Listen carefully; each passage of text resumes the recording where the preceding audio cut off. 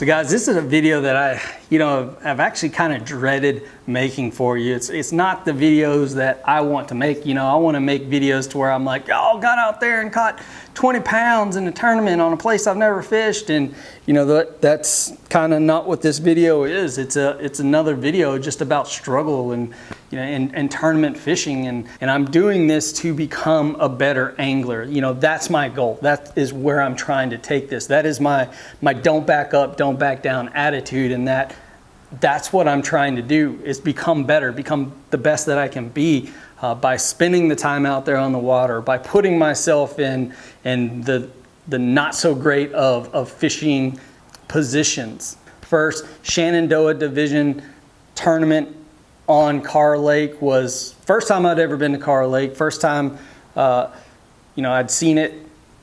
Was just another one of those just building steps as to how to get better. I am trying to spend this year actually learning the process of practicing. I think that is something that the pros do so much better than all of us, right? I think we can all throw the same things. We can all have the same gear and everything. It doesn't matter what it is. We can all have the same stuff. But one of the true differences, if you sit and think about it, besides just the knowledge that they have and the years that they've spent doing it, is that they can practice so much better than we can. They can break down a body of water so much better than we can. They can read electronics and put that into a picture so much better than we can. And so that's what I'm actually trying to spend my year learning. Last year was spent trying to learn about this boat, trying to learn about navigating waters and utilize this. And I have no problem saying that I'm fresh at this, guys. I'm going from a kayak where I could only fish a small area of water, even though I broke down lakes like Kentucky Lake and so forth and found good patterns out there. But you know what? I'm not just sitting around fishing the same old place, the same old Potomac, doing the same old thing. I'm traveling all the way down to Florida and getting my butt kicked along with everyone else that week.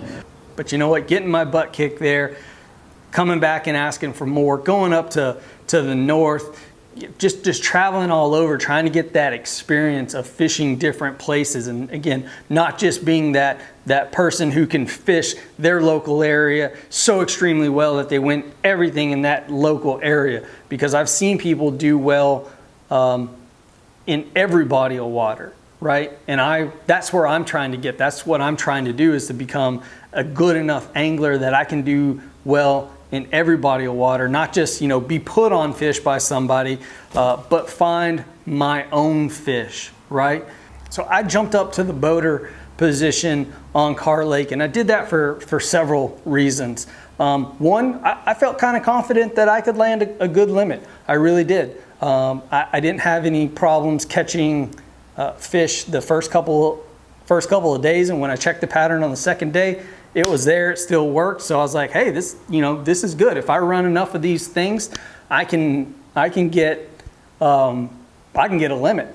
And I kid you not, on the second day of practicing, I had maybe about an hour or so left, and I just ran, guys. I just ran and was looking at the bank, picking stuff off. I was just running water, just picking stuff off. And you know what? That helped me on the second day because I had new locations.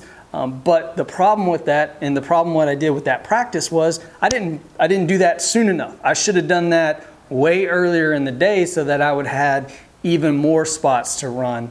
And there have been plenty of times through tournament fishing that I've learned about literally not seeing enough of the lake, right?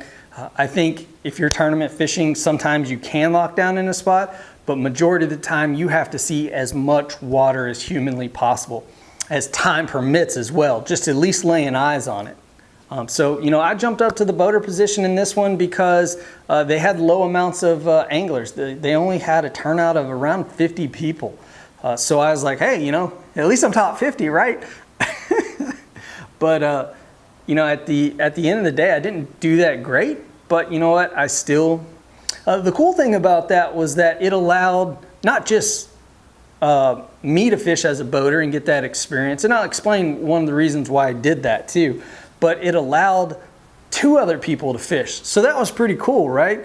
because my decision to, one, since I already had my boat, I was going to be a co-angler, but my decision to jump up to the boater position allowed, you know, more people to fish. And I actually ran into one of those guys as he was checking in at the Red Roof Inn that we were staying at, because we're in there, and he was happy, man. He was happy. He's like, man, I got to call at the last minute to get into this tournament. And I mean, that was pretty cool.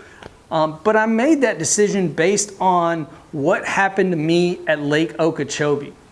So, you know, Lake Okeechobee was one of the, again, it was a tough week of fishing, tough week for everybody. When your boater in a Costa is throwing a Ned rig on Lake Okeechobee in a canal to get a fish, that's pretty tough. And, you know, hats off to him, because I'm not sure I could have, you know, stuck with that game plan. But hey, 5 fish is 5 fish, and points are points a lot of the time, so keep that in mind. But my boater the second day really put it into perspective for me. Great guy, had fun on the water with him, but you know what? When I tell you that he went to the exact reed patch that I threw my first bait at from my own boat in Lake Okeechobee, he did that. He picked the same stuff I picked. He's throwing the same thing I came out here to throw. And 5 days, neither of us have put something together. You know, that was like, wait, why did I just pay this amount of money to be on somebody's boat when they're doing the exact same thing I would have done? So, you know, that influenced my decision to jump up to the front of the boat for Kerr Lake. And I don't regret it. I wish I could have put my co-angler in a little bit better of positions. I really didn't allow him, I didn't put him in some of the best situations. One, because he was casting up to the front of the boat, which is, you know, a no-no for co-anglers. And I'm going to do a whole video on that at some time. But, you know, here I was getting my rod ready. There's a bush right off in front of me that I'm going to make the pitch from. And whoosh, here comes a spinnerbait all the way up to the front of the boat, right in my casting distance. And, you know, overall didn't place in the low 40s out of 50. But you know what? It was still a fun time, still fun to get out there and really focus on what I'm trying to focus on this year. Last year was about learning boat navigation, learning waters, and getting accustomed to fishing this way. This next year and subsequent years are learning how to practice, learning how to truly find those fish, and not just doing it in the form of oh, I'm on YouTube and I've read some things and let me just put this information out there because it matches what I've read, but no, to actually know and understand it. Because there are things about the Potomac that I learned from fishing it all year long that are still holding true and hold true from multiple bodies of water, right? So there is a true time on the water and showing you that progression of learning as I go. This is about starting a fishing career and trying your best to become the angler that you want to become. This is not about, you know, reaching pro KVD status or anything like that. It is about becoming the best angler that you possibly can. And, you know, if you want to subscribe to this channel, I really hope you will, because you'll be able to share along in this journey the ups and downs. I share the good and the bad, just like this video is not a video I want to make in saying like, oh crap, you know, I sucked it up again, because, you know, I get the people who come on here and they're like, well, I could whoop your butt any day on the water, and we're like, okay, that's cool, man. That's not what I'm in this for. I'm in this to become the better angler that I can be, the best angler that I can be, and I'm not going to back up, and I'm not going to back down, and I'm going to keep on going, keep on striving to become what I want to be. So guys, as always, thanks for watching this video. Stay tuned for the next tournament. It didn't go as great as I thought of, but you know what? Again, it solidified things that I know and things that I would do. So stay tuned for that one. As always, thanks for watching. Please like, comment, share, subscribe. Y'all have a good one.